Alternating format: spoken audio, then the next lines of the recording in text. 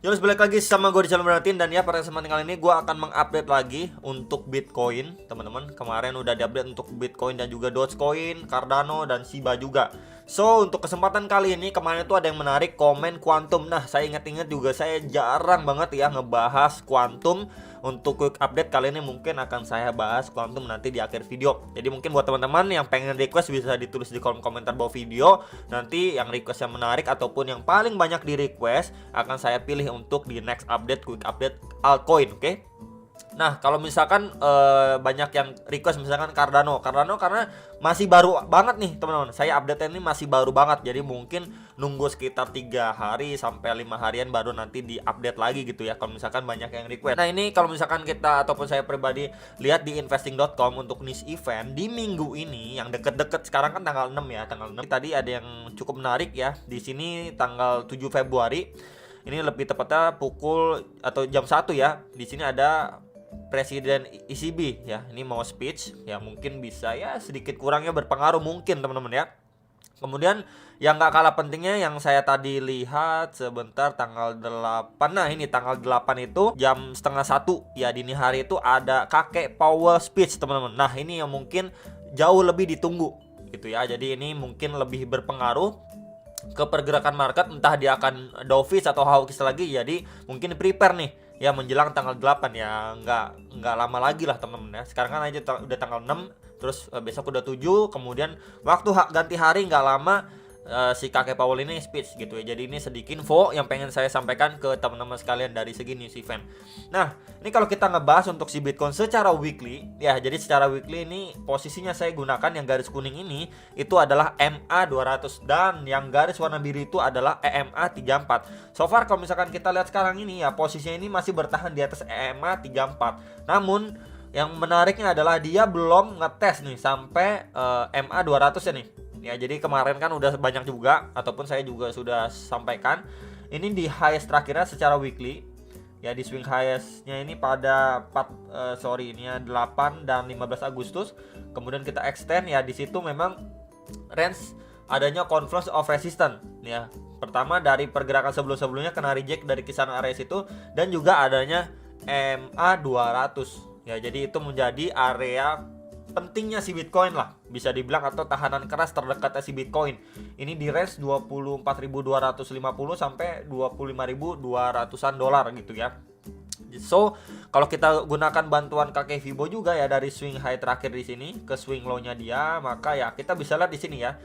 Beberapa golden ratio-nya ini sudah mampu di break. Oke, udah mampu di break. And then sekarang ini dia harus PR si Bitcoin ya, PR si Bitcoin harus mampu break dari obstacle ataupun resist kuatnya ini, dinding tebal yang harus di reclaim oleh si Bitcoin untuk lanjut naik. Nah kalau lanjut naik biasanya kan pertanyaan next target bisa berapa. Kalau misalkan kita gunakan bantuan kakek Fibo pun next itu di Fibo atau retracement 1,6, dimana di zona area-area sini ya, ini juga menjadi area yang kita bisa lihat ya, mendapatkan reaksi dari seller yang signifikan. Kita bisa lihat ya, seller signifikan masuk dari range ini, kemudian harganya itu drop signifikan bahkan sampai 17.600-an dolar. Ya, ini di sekitar area 30.200 sampai 32.000 dolar gitu ya. Jadi yang nanyain, oke kalau dia mampu reclaim area 25.200 dolar ya, bertahan di kisaran situ. Untuk nextnya secara weekly potensi ke kisaran berapa ini sudah saya sampaikan. Kemudian kalau kita extend ke samping pun ya, sebelumnya ini sempat juga menjadi area tahanan atau support untuk Bitcoin secara weekly. Jadi ya mungkin di note bisa di sekitar 30.000 sampai 32.000 dolar. Kalau si Bitcoin itu mampu reclaim area 25.200-an dolar secara weekly-nya ya. Jadi itu chance-nya itu lebih besar, bukan pasti. Ingat teman-teman ya, bukan pasti. Oke, chance-nya aja lebih besar. Oke. Jadi itu yang mungkin bisa saya sampaikan. Kemudian kalau memang area 22.300-an dolar ini, dimana itu adalah EMA34 secara weekly-nya itu istilahnya terjebol ya, next target kalau kita lihat nih dari bantuan Fibo yang tadi, kita bisa pergunakan di retracement 0,6-nya nih ya, di sekitar area sini ya. Ini di sekitar maybe sekitar 20.800 sampai 21.500 dolar secara weekly-nya nih teman-teman ya. Yang sebelumnya kita bisa lihat bersama-sama sempat juga menjadi area support and resistance kalau kita lihat untuk secara weekly-nya. Tapi kalau misalkan suka di extend sedikit lebih bawah sampai di retracement 0,5-nya, ini di sekitar 20.300-an sampai 21.500 dolar untuk range yang lebih panjangnya gitu ya. At least kalau misalkan si Bitcoin di sini nggak mampu reclaim gitu ya, nggak mampu reclaim malah dia terendlosor gitu ya, at least di kisaran sini semoga mendapatkan reaksi untuk si Bitcoin bisa melanjutkan penguatannya ataupun at least ngetes ke dinding tebal atau resist kuat yang tadi sudah saya sampaikan sekitaran 25.000 dolar. Next, ini untuk Bitcoin secara daily time frame ya. Jadi secara daily-nya dia lagi ngetes kembali ya di area support yang sebelumnya kita bisa lihat ya di sini support, resistance, and then support beberapa kali sering banget di testing sama si Bitcoin, dan juga di situ adanya EMA 21 nih. Ya, garis warna kuning ini. Jadi ini di sekitar 22.300-an sampai 22.800 dolar nih range-nya.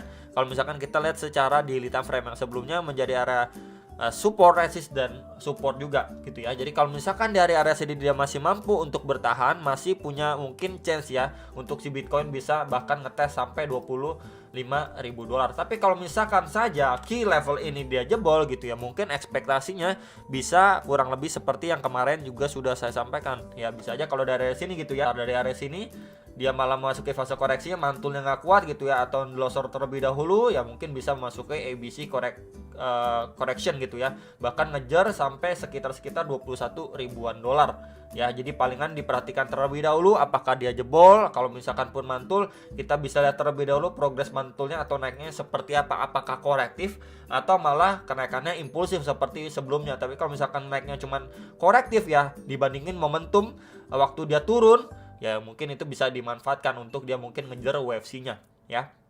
Jadi palingan itu yang bisa saya sampaikan untuk si Bitcoin. Kita perlu lihat sekali lagi di key levelnya, area box putih atas ini yang tadi sudah saya sampaikan ke teman-teman sekalian. Oke.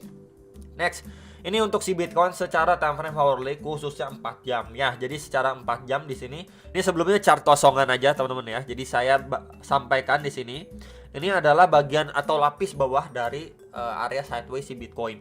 Kemudian untuk bagian atasnya ini sebenarnya sebelum-sebelumnya sudah sempat saya sharingkan juga ya ke teman-teman sekalian. Ini adalah lapis atas untuk si Bitcoinnya. Jadi kita bisa lihat memang sekarang ini prosesnya ya, di sini terakhir kali dia mendapatkan tekanan seller signifikan kembali, and then harganya itu kembali turun. Bahkan ini hampir ya ngetes ke bagian bawahnya. Ini sekitar 22.300 sampai 22.600-an dolar ya. So ini menjadi area kunci sekali lagi untuk si Bitcoin. Apakah dari area sini ya dia bisa mantul? Oke. Kalau dia masih mantul pun kita bisa perhatikan untuk range area sini nih, box merah warna merah, di mana sebelumnya kita udah lihat ya bersama-sama ini menjadi area resist yang cukup kuat untuk pada pergerakan si Bitcoin dan sempat jadi support juga. And then terakhir kali mendapatkan tekanan seller yang signifikan ya. So ini menjadi area pentingnya ketika memang dari sini dia mengalami pemantulan. Ya ini di sekitar 23.150-an ya sampai 23.500 dolar. Oke. Jadi yang nanyain oke, kalau misalkan di sini dia mantul kisaran berapa nih yang perlu dipantau? Oke, ini areanya teman-teman. Tapi yang perlu di-note untuk skenario buruknya ya untuk si Bitcoin. Kalau nih, kalau dari area sini kita sebentar nih kita ya pakai ini ya. Kalau dari area sini ya, dia malah terbreakdown, and then waktu retest mungkin bisa dimanfaatkan, karena ketika dia sudah jebol dari area sini berarti kan memang tidak ada ya demand yang cukup kuat untuk menahan laju penurunan si Bitcoin. Seperti sebelum-sebelumnya ini benar-benar ketahan. Kalau saja kali ini dia terbreakdown and then retest ya, untuk dia mungkin bisa melanjutkan penurunannya kembali, mungkin ngejar next area target di sekitar area sini teman-teman. Yang sebelumnya menjadi area resistance become support gitu kan, biasanya gitu ya, di sekitar 21.200 sampai 21.500-an dolar. Jadi mungkin bisa dimanfaatkan ketika dia retest. Tapi kalau saja dari area sini dia ataupun skenario berbeda yang kita lihat, dia memang ngetes sampai bagian bawah gitu ya, dia ngetes kemudian mendapatkan reaksi. Nah reaksinya kalau saja kenaikannya itu cenderung korektif seperti ini gitu ya, mungkin bisa dimanfaatkan atau diperhatikan sekali lagi ketika memang dia menghampiri atau retest kembali ke zona yang tadi sudah saya mention Ya jikalau memang di sini dia naiknya udah terbata-bata, ya istilahnya struggling banget lah, dan kemudian mendapatkan rejection, ini bisa dimanfaatkan. Mungkin untuk area ini dia bisa lanjut turun lagi. Ya jadi sekali lagi prosesnya sekali lagi bisa diperhatikan untuk teman-teman sekalian ya.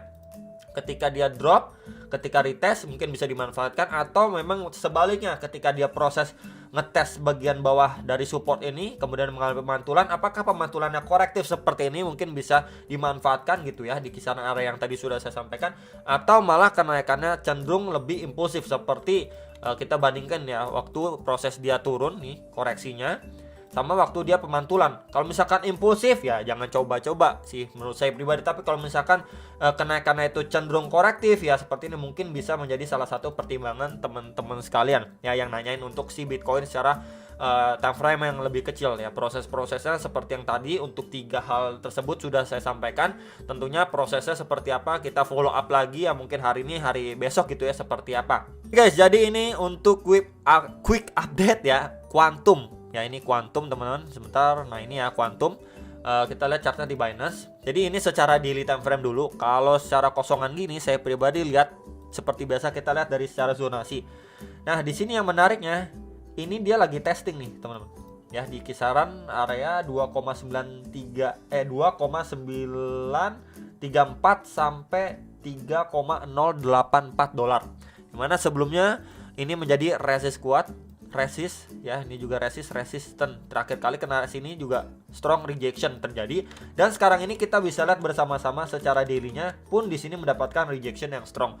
So yang nanyain oke, dia istilahnya kalau dia naiknya struggling seperti ini kan naik struggling gitu ya, benar-benar struggling, makin lama itu makin menyempit aja range kenaikannya, korektif banget naiknya. So area berapa yang perlu diperhatikan ataupun dipertahankan sama si Quantum ini, kita bisa lihat dari sebelum-sebelumnya aja. Mungkin kita ambil sedikit lebih bawah. Nah di sekitar area sini teman-teman, nah range area sini di box warna putih. Nah ini teman-teman menjadi area range yang perlu dipantau. Kenapa range area box putih? Sebelumnya menjadi area support, and then resistance, dan terakhir ini sempat jadi resistance, di flip menjadi support. Ini di sekitar 2,38 sampai 2,6 dolar ya untuk secara zonasi. Yang nanyain resist kuatnya di kisaran berapa. Jadi mungkin buat teman-teman yang mau FOMO pun lihat, ini resist kuatnya nih. Sebelumnya kena reject di sini pun drop signifikan gitu kan. Dan kita bisa lihat closing candle daily pun terbentuk seperti ini. Jadi mungkin buat teman-teman yang baru mau beli atau mau FOMO lagi gitu ya, keburu FOMO, wah bisa lihat ini bisa menjadi salah satu bahan pertimbangan teman-teman sekalian gitu ya. Itu tujuan saya memberikan secara zonasi. Kenapa sih di kisaran sini penting? Oh begini ya ternyata gitu ya. Nah kalau misalkan kita gunakan bantuan kaki Fibo pun ya dari swing low, ke swing high-nya terakhir waktu dia bikin tail candle sampai 3,034 dolar ini, kita mendapatkan beberapa ya golden ratio, dan precisely pun di sini masuk ya di box warna putih nih. Nah, ini di sekitaran retracement 0,3 sampai 0,5. Tuh di antara 2,4 sampai 2,55 dolar. Jadi balik lagi ini menjadi area yang wajib istilahnya dipertahankan sama si Quantum, sekalipun dia masuki fase koreksinya terlebih dahulu. Ini menjadi area krusial untuk si Quantum. Kalau misalkan mau lihat Quantum lanjut naik, probabilitas lebih besar kalau di kisaran sini pun dia mampu bertahan, at least nggak turun lebih dalam gitu ya, untuk bisa melanjutkan penguatannya kembali, atau bahkan ngetes di strong resistnya yang tadi sudah saya sampaikan di box warna merah ini. Yang nanyain untuk area pentingnya, supportnya, resistnya gitu ya untuk si Quantum sudah saya sampaikan gitu ke teman-teman sekalian yang nanyain mengenai Quantum. Kemudian kalau kita lihat atau bantuan dengan indikator EMA34 pun ada di situ ya, dan juga mungkin 21-nya kita turunkan sedikit jadi 55. Biasanya saya pakai 21, 34, 55 biasanya.